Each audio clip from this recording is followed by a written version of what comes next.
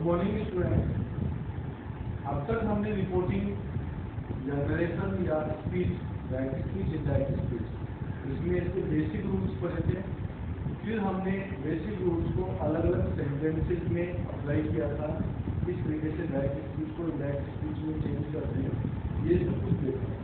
और I think अब almost आपका ये टॉपिक क्लियर हो गया है। Now today we are going to read that how in board exam these type of questions will be handled। तो स्टूडेंट ध्यान रखें यहाँ पर कि अभी तक जो हमने सेंटेंसेस के अकॉर्डिंग एग्जाम्पल देखे थे या हमने डायरेक्ट स्पीच को इनडायरेक्ट स्पीच में किया था, बोर्ड एग्जाम में इस टाइप के क्वेश्चन नहीं आते हैं। बोर्ड एग्जाम में किस टाइप के क्वेश्चन आते हैं?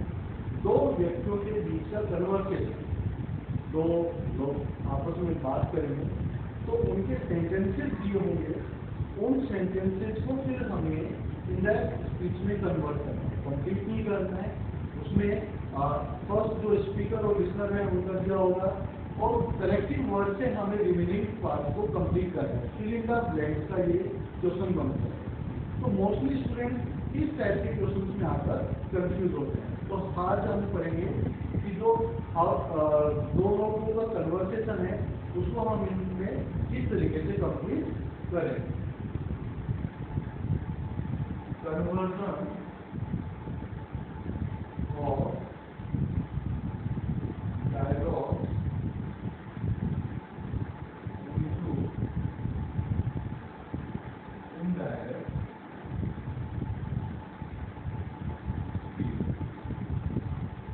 यानी इन दो लोगों के बीच में जो कन्वर्सेशन है उनको हमें इनडायरेक्ट स्पीच में कन्वर्ट करना है। फादर आई एम बाय ए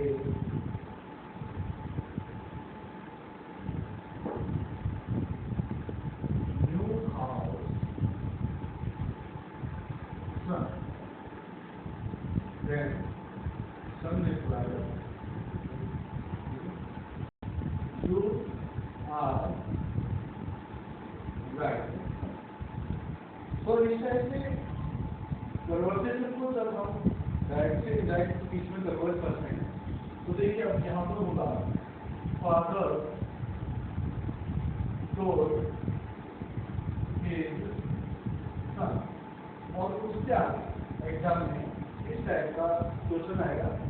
दो लोगों के बीच का कन्वर्सेशन दे दिया और उसके बाद कितना दे दिया और फिर इन ब्लैंक्स को आपको फिलअप करना है। तो कैसे हम इसको कंप्लीट करें? फादर टोल्ड हिज सन, यहाँ पर पहले हमने क्वेश्चन पढ़ा था जिसमें था, यहाँ मैं लिख के दिखा रहा हूँ उसको। Father said to his son, I am buying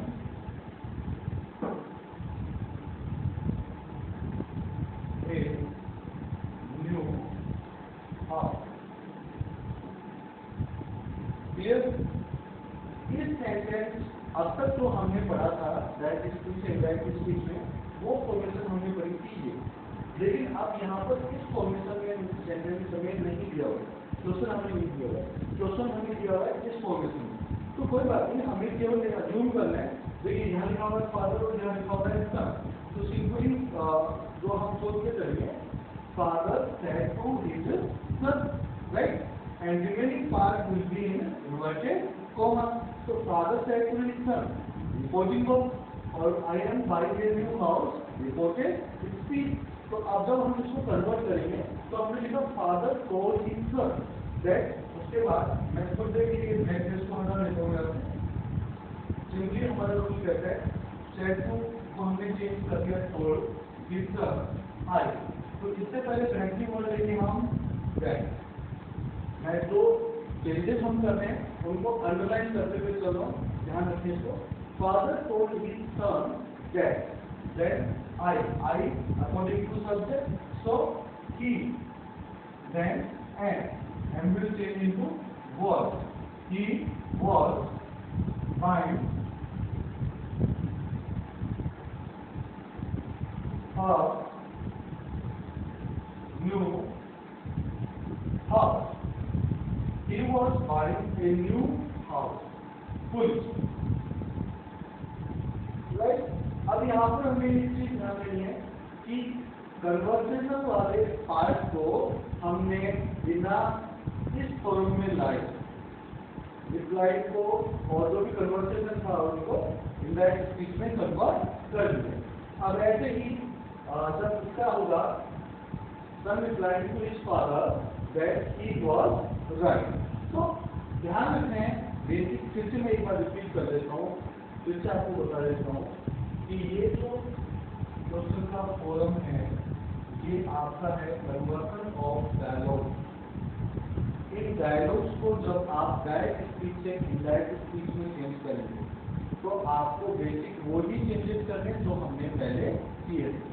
पहले हमने इस टाइप के सेंटेंसेस को डील किया, लेकिन बोर्ड एग्जाम में स्पेशली 10th क्लास एग्जाम में इस टाइप के क्वेश्चन नहीं आते हैं। ये क्वेश्चन कन्वर्ट होते हैं इन तरीके से और इस तरीके से इन क्वेश्चन को पूछा जाता है। तो आपको इस टाइप के क्वेश्चन को प्रिपेयर करने के लिए ध्यान में रखना है कि स्टार्टिंग में जो दिया हुआ है उसको और लास्ट में क्योंकि इसको बोला जाता है स्पीकर एंड लिसनर। तो यहाँ पर स्पीकर और लिसनर दोनों को हमें कंज्यूम करना है और यहाँ लिख देना है father said to his son, क्योंकि इस एग्जाम्पल में फादर स्पीकर है और सन लिसनर है। तो फादर ने अपने बेटे से बोला, ये अज्यूम करके करना है। तो हमने लिखा father told his son, father ने अपने बेटे से कहा। अब आगे का जो पार्ट था एग्जाम में जो था केवल इतना पार्ट आपको दिया होगा और यहाँ से जो रिमेनिंग पार्ट है ये आपको नहीं दिया जाएगा, ये आपको फिलअप करना है। तो इसके लिए हमें क्या करना है, आगे से ध्यान रखना है क्योंकि ये कैसा सेंटेंस है, assertive sentence. Assertive sentence no अगर अफर्मेटिव और नेगेटिव, तो उसमें कनेक्टिव वर्ड हम क्या यूज में लेते हैं दैट, तो हमने यूज किया दैट। फिर पर्सन रिलेटेड चेंजेस करना है हमने। पर्सन रिलेटेड चेंजेस में देखिए I first person according to subject, subject कौन था फादर, तो हमने लिखा ही। Then and, that means present continuous tense. Tense related changes, tense related changes जब हम करेंगे तो इसमें present continuous tense will change into past continuous tense, so that and will change into was, right? Then buying adjective new house, a new house. Clear? तो यहाँ तक सब clear है? And the son said, the son said that he was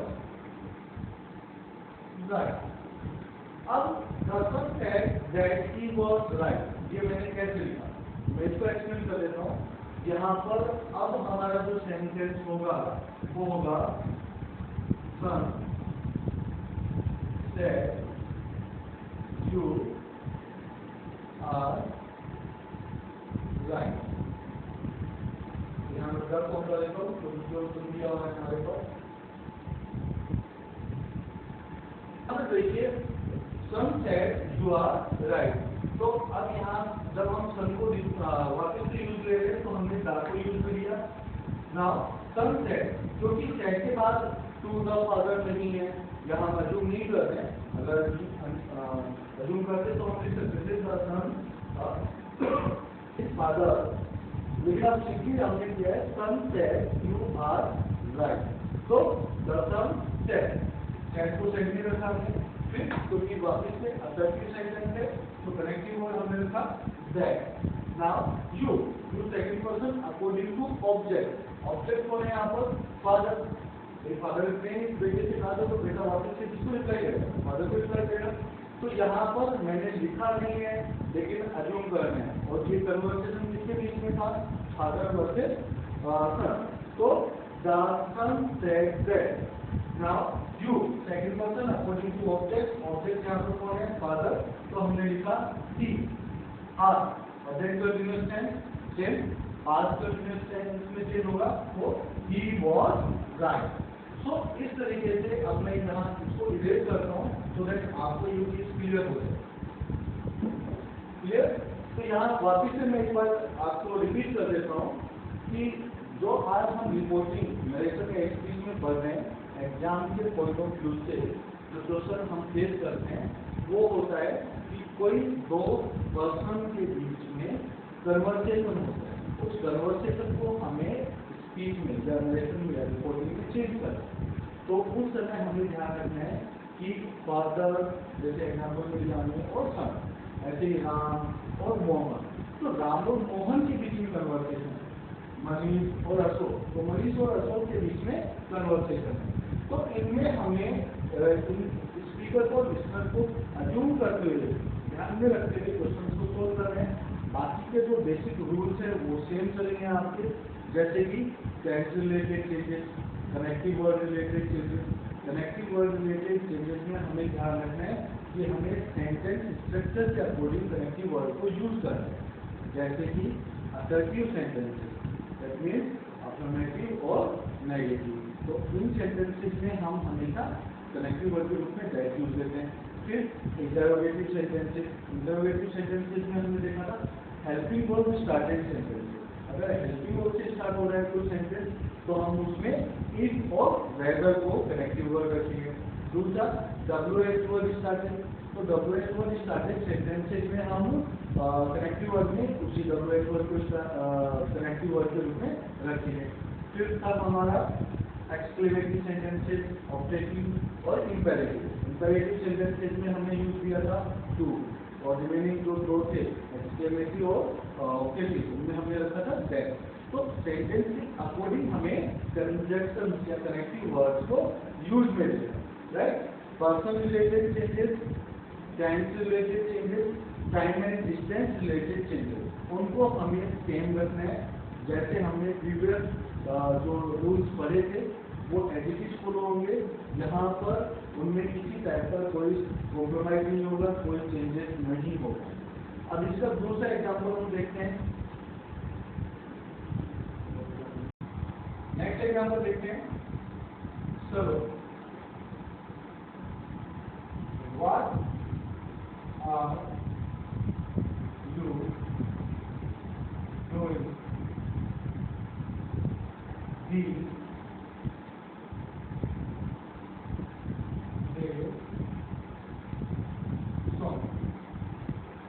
देखिए यहाँ पर सलोनी कह रही है किससे, सोनी।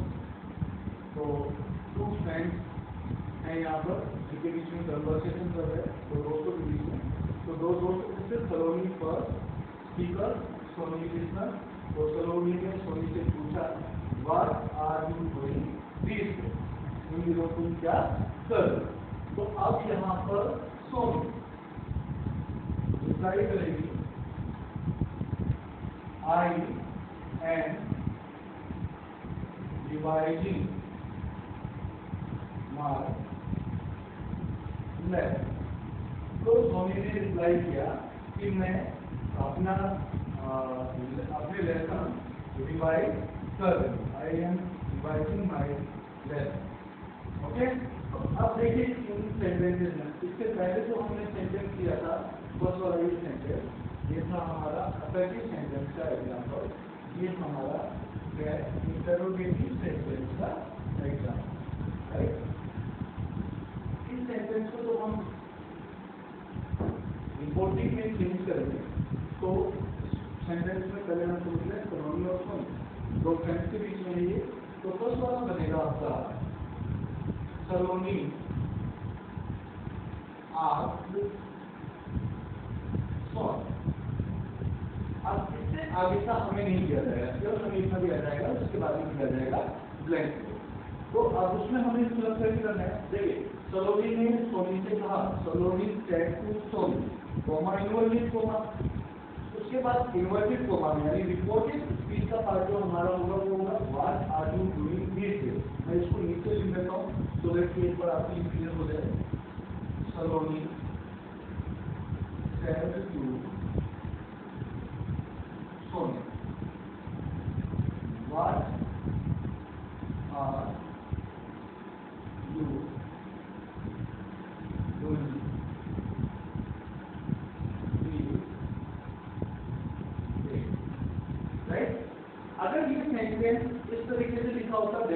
आप चेंज कर लेते हैं मुझे पता है, क्योंकि हम अब तक हमने बहुत अच्छे से इसको प्रिपेयर कर लिया।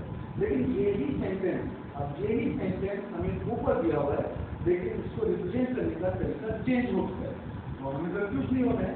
अब हमें इसके अकॉर्डिंग, पहले हम इसके अकॉर्डिंग इसको चेंज करते हैं। तो Saloni said to Soni, said to will change into ask, right. Comma equivalent comma, अब हमें यूज नहीं लेना है, कनेक्टिव वर्ड यूज लेना है। कनेक्टिव वर्ड हम कौन से यूज लेंगे यहाँ पर? वर्ड। क्यों?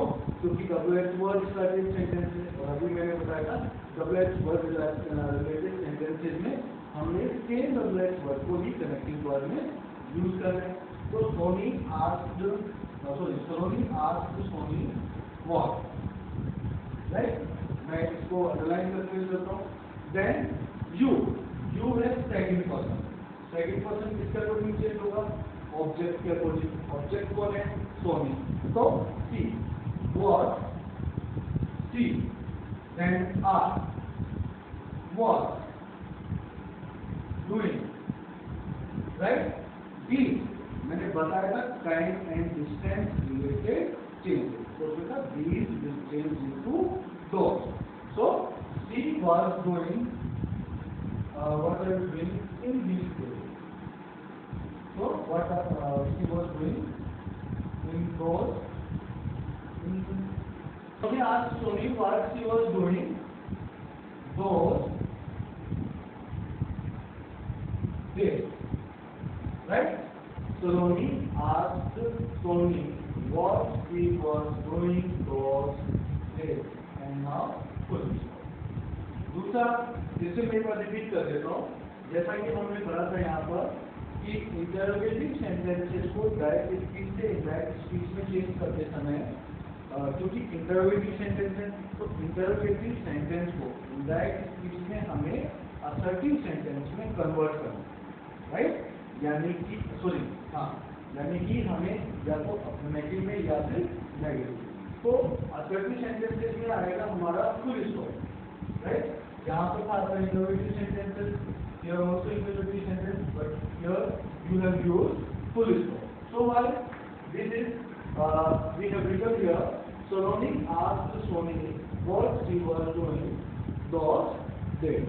Clear? Second part को हम देखते हैं। Sony said, I am revising my lesson. Second part आपका ये बनेगा, सोनी सेड, सोनी ने कहा कि I am revising my lesson, मैं अपने लेसन रिवाइज करूँ। अब हमने इसे वापस से जैसे हमने फर्स्ट सेंटेंस को कन्वर्ट किया ऐसे ही कन्वर्ट करें, तो इसमें आएगा सोनी रिप्लाई। अब देखिए हमने यहाँ पर सोनी रिप्लाई क्यों लिखा? क्योंकि इंटरोगेटिव सेंटेंस था, इंटरोगेटिव सेंटेंस में सलोनी ने क्वेश्चन पूछा था, तो अब सोनी वहां पर उसको रिप्लाई कर दिए। गौर देखिए, सो सोनी रिप्लाई। अब यहाँ पर हम इसी को पहले मैं कन्वर्ट कर लेता हूँ, Soni reply that, right. That तो क्योंकि सिंपल सेंटेंस है, तो हमने लिखा यहाँ पर that she was revising her lesson. तो यहाँ पर हमने चेंज किया required, then that, then see, then was, ये चेंज। तो देखिए अब आई, जब हमने लिखा आई, तो आई को दैट हो गया, तो आई को चेंज किया हमने सी, एम को वाज, बाकी का एडिटिव। तो इस टाइप के क्वेश्चंस को जब भी आपको चेंज कर रहे हैं, तो फिर से मैं रिपीट करता हूँ आपको कि बेसिकली जो रूल्स आपने अब तक पढ़े थे उन्हीं रूल्स को फॉलो करना है। दूसरा, सेंटेंस स्ट्रक्चर को ध्यान रखना है, क्योंकि सेंटेंस स्ट्रक्चर के अकॉर्डिंग ही हमें कनेक्टिव वर्ड यूज करना है, क्योंकि एग्जाम में आपको कनेक्टिव वर्ड से लेकर बाद तक का चेंजेस लिखना है। फिल इन द ब्लैंक से रिलेटेड ये क्वेश्चन बन जाएगा आपका। तो आपको सेंटेंस स्ट्रक्चर को ध्यान में रखते हुए कनेक्टिव वर्ड को यूज करना है। रिमेनिंग जो चेंजेस हैं वो आपको रूल्स के अकॉर्डिंग करना है। दूसरा, सेकंड सेंटेंसेस में देखें, फर्स्ट सेंटेंस मैंने असर्टिव सेंटेंस कर लिया, सेकंड सेंटेंस मैंने दिया इंटरोगेटिव सेंटेंस। सेकंड सेंटेंस में आपको थोड़ा सा कंफ्यूजन लगा होगा, वो इसलिए था क्योंकि फर्स्ट सेंटेंस असर्टिव का था, इसलिए इसमें हमने किसी टाइप का कोई डिफरेंट रूल यूज नहीं किया है, तो सिंपली फुल स्टॉप से खत्म हो रहा था, फुल स्टॉप पे हमने खत्म किया है। लेकिन क्योंकि इंटरोगेटिव सेंटेंस है और इंटरोगेटिव सेंटेंस अपने आप में इंटरोगेटिव मार्क के क्वेश्चन मार्क के होते हैं, लेकिन जब इन सेंटेंसेस को हम इंडायरेक्ट स्पीच में चेंज करेंगे तो हमें असर्टिव सेंटेंसेस में इनको चेंज करना है। दूसरा, इंटरोगेटिव सेंटेंसेस में हमें ध्यान रखना है कि इंटरोगेटिव सेंटेंस किस टाइप का है। दैट मीन्स ये एचवी स्टार्टेड इंटरोगेटिव सेंटेंस है या डब्ल्यूएच वर्ड स्टार्टेड है। सेकंड, इंटरोगेटिव सेंटेंसेस वाले क्वेश्चंस में जब भी स्पीकर को लिसनर जवाब देगा, उसको रिप्लाई करेगा, तो वहां पर हमें सेट को टोन में चेंज नहीं करना है। मोस्टली स्टूडेंट सेट को टोन में कर लेते हैं, तो टोन में हम उसे कर सकते हैं, that is the second option. But prefer हम करेंगे रिप्लाई को, क्योंकि क्वेश्चन किया गया था, और जब भी कोई क्वेश्चनिंग की जाती है तो क्वेश्चनिंग में टोनिंग करते हैं, बताते हैं उसे, तो क्वेश्चनिंग का रिप्लाई होता है। So why we have used here Sony reply? Here also Sony reply. Clear? तो यहाँ तक अभी बेसिक चेंजेस को ध्यान में रखकर आपने रिपोर्टिंग को चेंज किया है, और इसमें स्पेशली आपका टॉपिक जो हमारा था वो था conversion of dialogues into indirect speech. Is clear now student? I hope ये टॉपिक आज का आपका क्लियर है। नाउ आपको प्रैक्टिस करनी है और कोई भी डाउट हो तो आपको क्लियर करना है नेक्स्ट क्लास में। अभी हमने जो दो कर लिया है तो इन दो को करेंगे। नेक्स्ट क्लास में हम लेंगे imperative sentences, objective sentences, exclamative sentences, और उससे नेक्स्ट क्लास में हम करेंगे फिर उनके बोर्ड एग्जाम के पॉइंट ऑफ व्यू से क्वेश्चन पेपर। सो अभी दो क्लासेस और हमारी इसकी रहेंगी। दूसरी चीज, केवल इस टाइप के क्वेश्चन आज आपको सोल्व करने हैं, और इन क्वेश्चंस में पहले आपको इस तरीके से लिख लेना है। क्यों? क्योंकि जब तक ये टॉपिक क्लियर ना हो, आप इस तरीके से लिखकर अगर सोल्व करेंगे तो आपके आंसर सही होंगे, कंफ्यूजन क्रिएट नहीं होगा। और जब प्रैक्टिस के बाद में आप हैबिचुअल हो गए तो आप प्रैक्टिस सोल्व कर लेना। और अगर अभी आप समझते हैं कि होता है क्लियर, आप कर सकते हैं, तो इजीली फिर आप इस तरीके से करें।